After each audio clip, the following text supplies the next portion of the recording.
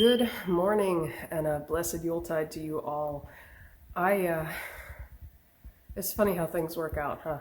So it was on my to-do list this morning, actually, to start taking down some of the dead trees that are out in the backyard. And I walked outside and it was all sunny and clear and beautiful. I was like, oh yeah, this is the day. And then the wind kicked up. And the wind is making it like, I don't even know, it's freezing. So I was like, you know what, I'll chill inside today. I'll like play a video game or something. I walk inside, not 5 minutes later, one of the dead trees fell down. So now I gotta. I'll show it to you guys in a minute. It's very, very windy outside, so you wouldn't be able to hear me. I don't even know what kind of tree it is, which makes me really sad. I was hoping it would hang in there with me until spring so I could look at the leaves and identify it. I don't know if it's a peach or an apricot. It's some kind of stone fruit, but it's old and it was in bad shape, so it was time to go. So this is not the saddest thing in the world, but still. Oh, my heart.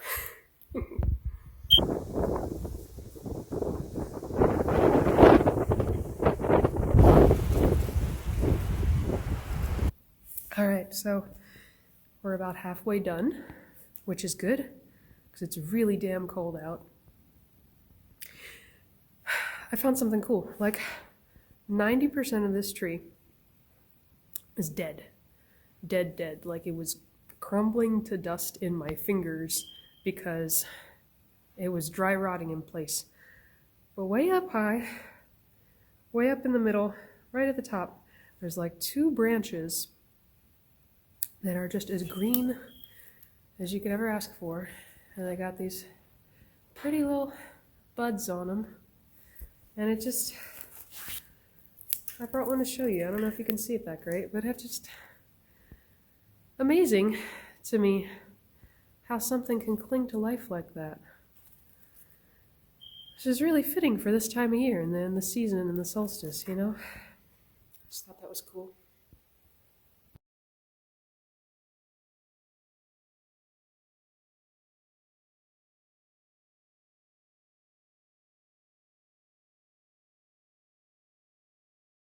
Good morning, lovely people.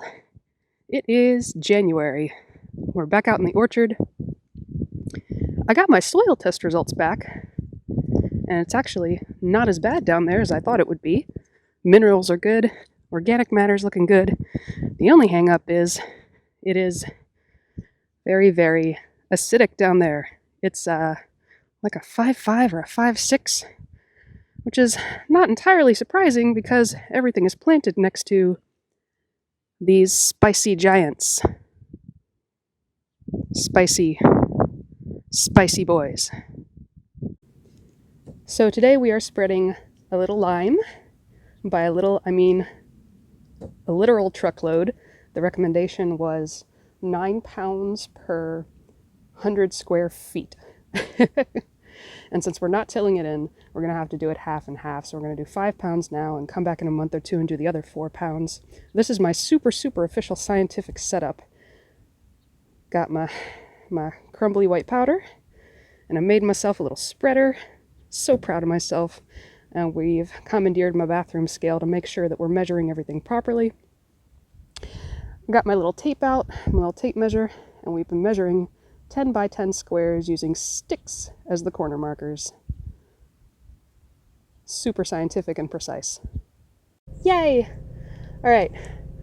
Well, part 1 of 5 or 6 is done. Lime needs to be watered in after you apply it to help it combine with the soil and actually sink down into the soil. I have not enough hoses to cover almost an acre of trees. So it's a good thing we work with Mother Nature around here.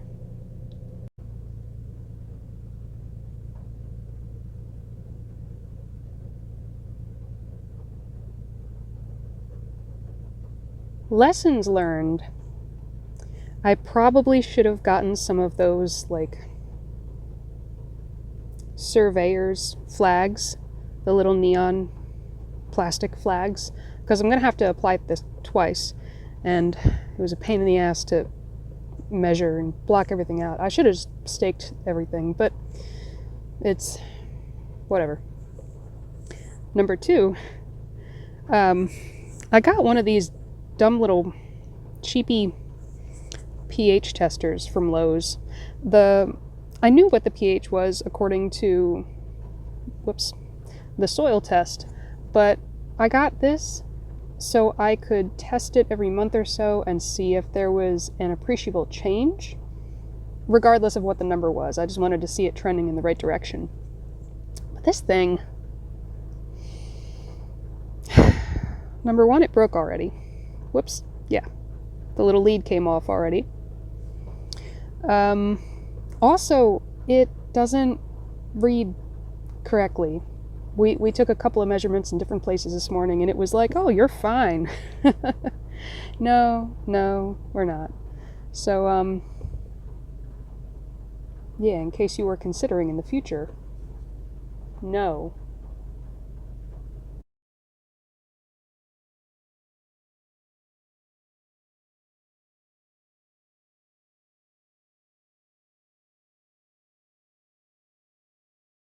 Here, these are fun. These are, fruit mummies. They're just itty-bitty pears that shriveled up on the tree because no one ate them. And they drop off, and it's good to know that the trees are capable of producing, but diseases from these guys, little worms and mold spores, will get down into the dirt, overwinter there, and in the spring start their nasty little cycles all over again. So we pick these up when we find them, and I'm going to bag them up in the trash where they can't hurt anybody. You never, ever, ever want to put these in a compost pile or fling them out on the lawn where the lawnmower can chop them up and spread them around. Behold, February, the depths of winter. Y'all, it's like 70 degrees outside. It's 70 degrees and it's sunny. It's the most ridiculous February weather I have ever seen, and I love it. Except, I'm pretty sure none of these trees got enough chill hours to actually go dormant and enter some kind of productive cycle in the spring. Keeping fingers crossed real tight. Look at these flowers that have the nerve to grow in the middle of February and bloom like they're not supposed to be covered in frickin' ice and sleet right now. The nerve. So far, everyone's still in what's called a tight bud or a silver bud stage of development, though. It means they're not quite getting ready to bloom yet, which is good. That gives me a little more time to get them pruned before springtime comes. I still haven't been able to get wood chips out here. I know I can buy them, but I'm a tightwad. And I know that they exist in the world for free. Like, people give them away. They just don't seem to give them away in my neighborhood because I live way out here. But I'm on like Chip Drop and a couple of other similar sites that are supposed to connect arborists and farmers, and I check things like Craigslist once a week. I'm looking for them. They're just not appearing. So, as a stopgap, I've got wheat straw, which is, probably the next best thing. It's cheap, it's easy, it lasts a decent amount of time, and it does the job. There's no weeds growing up under there, except for the wheat itself. I definitely should have, but did not anticipate, wheat seeds in my straw, which is not the end of the world. These are not nearly as hard to pull out as, like, ragweed or whatever.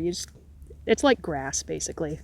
I mean, that's all wheat is a little bit of grass. So there's some big ones down in there, but you can rip them out. I don't really worry about them too much. I was kind of hoping the birds would take care of any seeds for us, but I guess they're busy with the bugs, What I really need to do is start pruning. Now is the time, because I have so many that I'm going to need, like, all the free time to get them done, right? But it's been raining a lot here.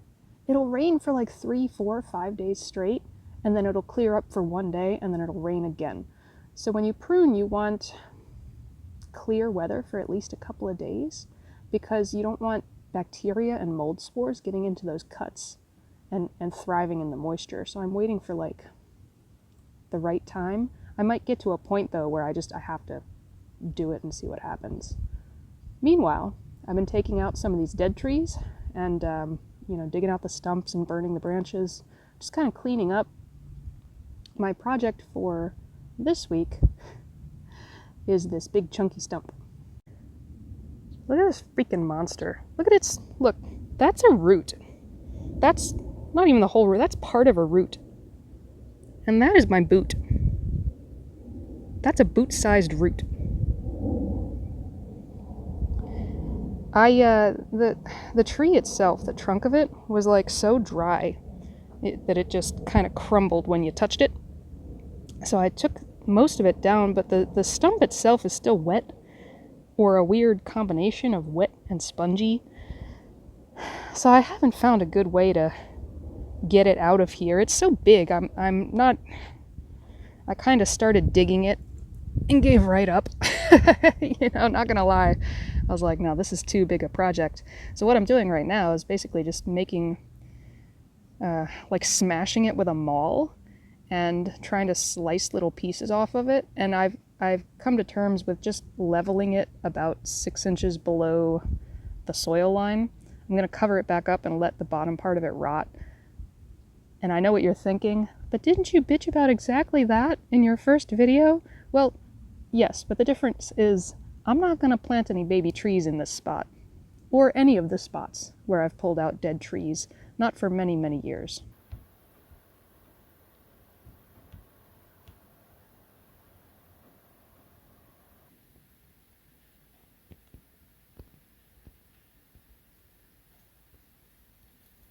Hold on there.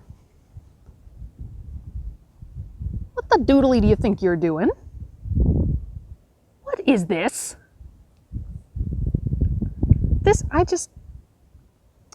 I was out here yesterday and you were dead. How dare you? Look at that. More importantly, look at this. Whoop, where you at? What in tarnation? Who told you Don't you know it's February and you're dead? What? Nature, man. Nature is lit, as the kids say.